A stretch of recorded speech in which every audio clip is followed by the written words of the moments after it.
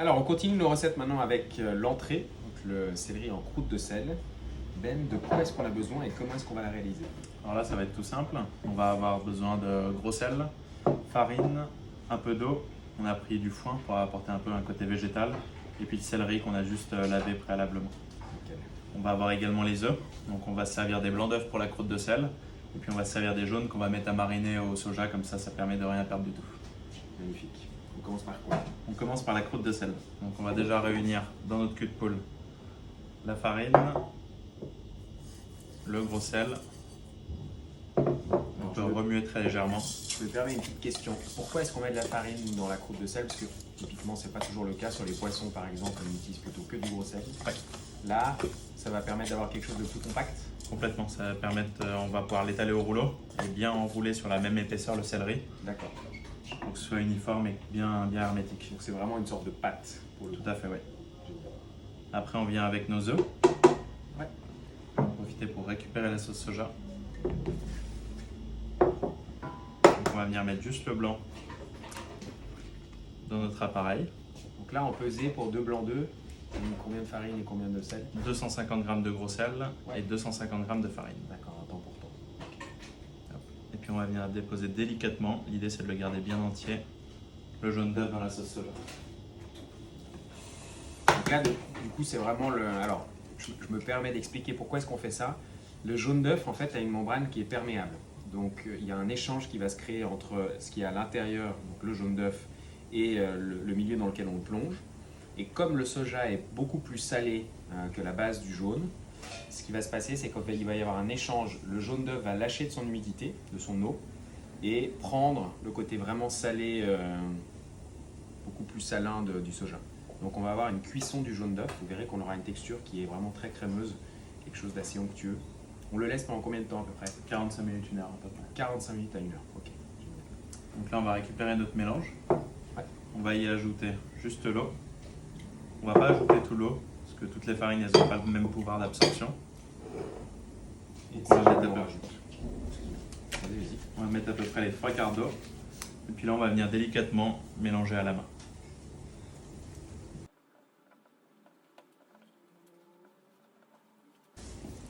Est-ce que le croûte de sel est un peu la parfumée? Oui, complètement. On peut venir avec des aromates. On va soit pouvoir venir parfumer directement dans la croûte de sel, Ouais. ou alors le produit, enrouler le produit dans la croûte de sel avec d'autres éléments, que ce soit des aromates. Ce qu'on va faire aujourd'hui avec le foie, c'est ça? Tout à fait. Vous pouvez mettre si jamais des baies de poivre, du laurier, ça marche très très bien, le thym, des écorces d'agrumes aussi. Si jamais vous travaillez avec un citron par exemple, vous pouvez vraiment juste avec un éplucheur lever quelques zestes et le mettre directement dans la croûte. C'est vraiment des éléments qui vont apporter beaucoup de parfum à l'étuvée quand vous faites la cuisson en croûte de sel. Donc là on voit qu'on a une pâte qui est bien ferme, qu'on va pouvoir facilement étaler, qui reste modulable quand même. Parfait.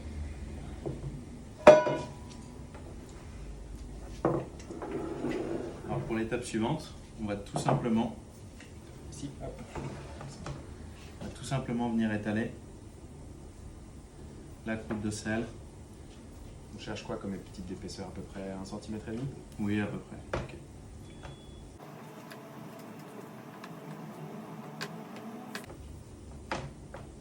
Voilà, donc là on a vraiment une consistance, si jamais quand vous allez faire la pâte à la croûte de sel vous-même, on a vraiment une consistance de pâte à type pâte à pain, pâte à pizza. Il faut vraiment, ça se travaille, c'est assez dense.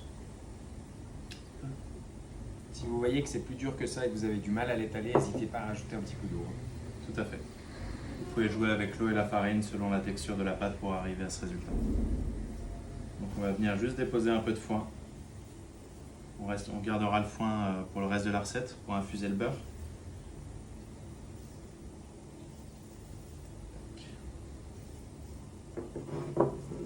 Puis on va venir avec notre boule de céleri tout simplement au milieu.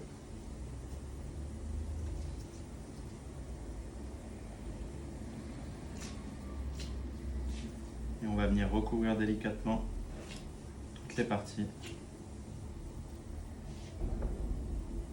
Là, c'est un peu particulier pour la recette qu'on vous filme. Le céleri est particulièrement gros. Normalement, et on espère que ce sera le cas, vous devez avoir reçu un céleri un tout petit peu plus, un peu plus petit, qui sera plus facile à recouvrir. Voilà. Le but de la croûte de sel, c'est vraiment d'avoir plus aucune partie du légume qui soit à l'air libre.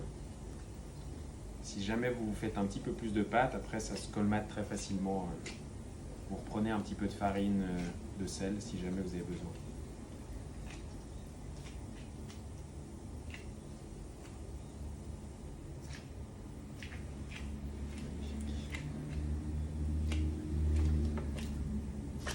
Puis là, on va venir bien serrer, regarder s'il n'y a pas d'éventuels trous. Ne vous inquiétez pas, s'il y a des trous, on peut tout simplement bien serrer comme ça, afin d'avoir quelque chose de bien uniforme.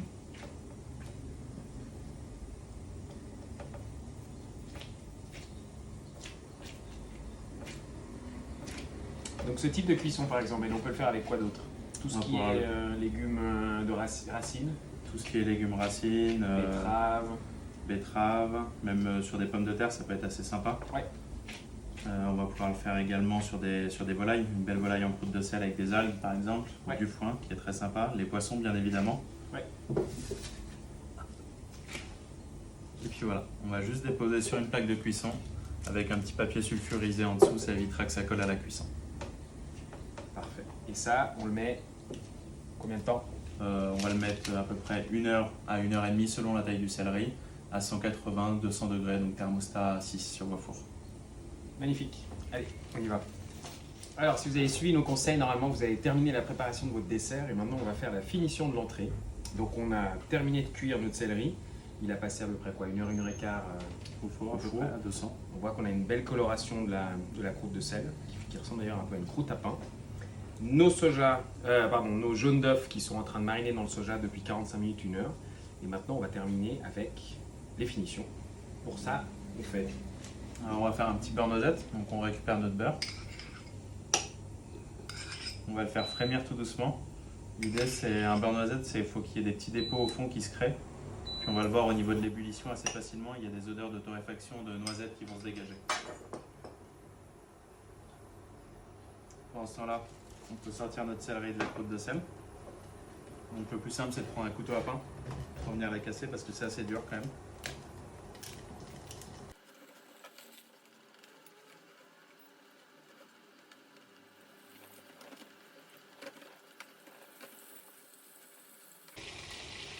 Donc là, on voit qu'on récupère notre petit céleri cuit avec le foin en croûte de sel. On va le dégager délicatement de notre croûte.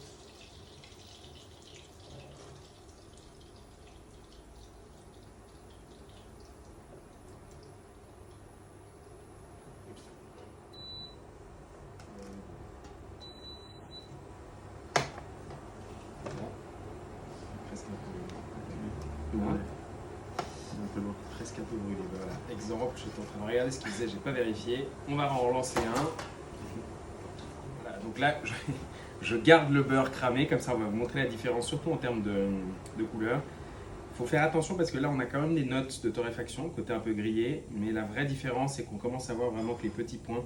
En fait, si vous ne voyez pas le fond de la casserole et que vraiment c'est opaque et noir, ça veut dire que votre beurre a vraiment trop brûlé. Voilà. Je le garde comme ça, je vous montrerai la différence.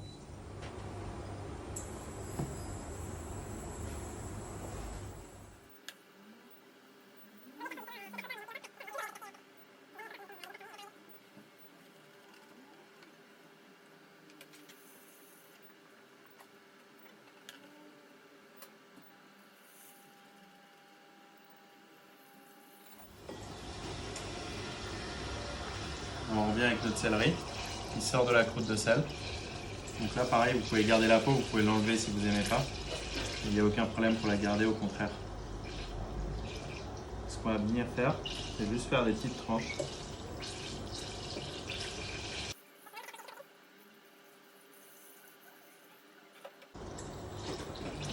C'est intéressant de voir. On a vraiment une cuisson quasi translucide, on voit à travers.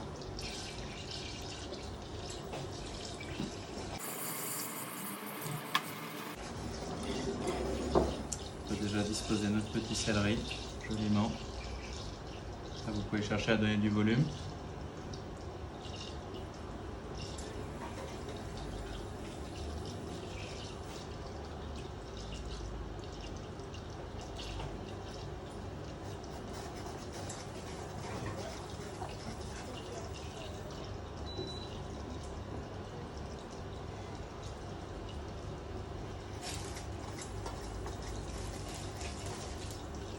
On va venir délicatement récupérer notre petit jaune d'œuf mariné au soja. Donc on voit vraiment qu'il y a une couche qui s'est créée. Ça a légèrement coagulé en surface, mais qu'au milieu on reste vraiment coulant. Donc on vient le déposer délicatement. Entre la cuisson en croûte de sel et le jaune d'œuf qui est mariné à la sauce soja également, on ne va pas avoir besoin de revenir en assaisonnement. Ça suffit largement.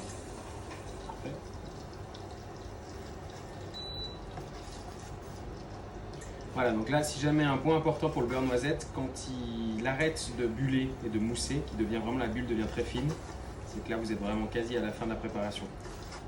Si vous entendez par rapport à tout à l'heure, il fait quasi plus de bruit.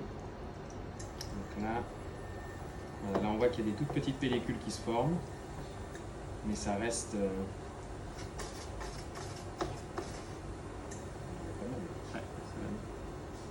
Voilà, donc la différence...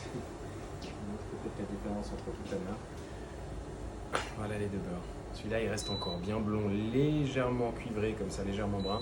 Et là on est clairement sur un beurre cramé. Donc on va finir juste d'aromatiser notre petit beurre noisette en infusant du foin au moment dedans. Ça va aller très vite.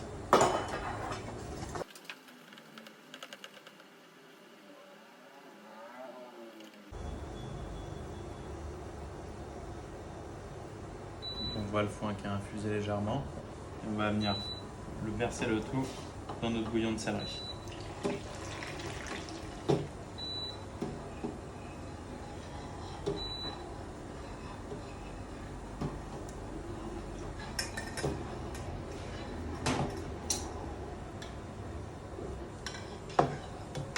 On va juste rectifier l'assaisonnement du bouillon de céleri. Donc c'est à ce moment-là, comme on sait qu'on est déjà réduit et qu'on a la consistance qu'on souhaite, on va pouvoir rajouter le poivre et le sel.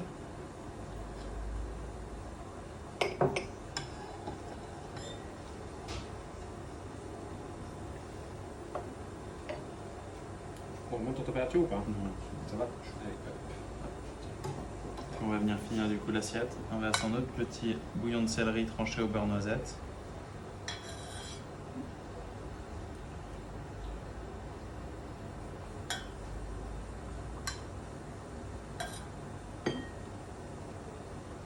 Et voilà pour l'entrée. Magnifique.